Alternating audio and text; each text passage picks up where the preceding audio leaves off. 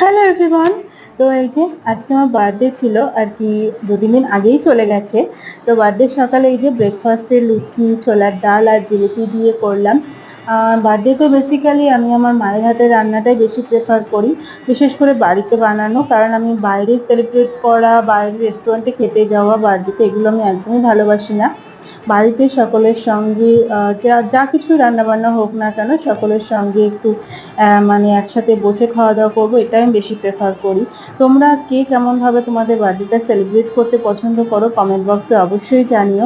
আমি তো এইভাবে বাড়িতে খাওয়া দাওয়াই পছন্দ করি। তো মার জন্য আমার জন্য 5 রকমের ভাজা, মাছের মাথা দিয়ে মুগ ডাল, তারপর ইলিশ ভাপা, আর হচ্ছে পুঁই শাকের ছেঁচড়া, চাটনি, মিষ্টি, দই, এগুলো আমার জন্য করেছিল, একদমই সিম্পল।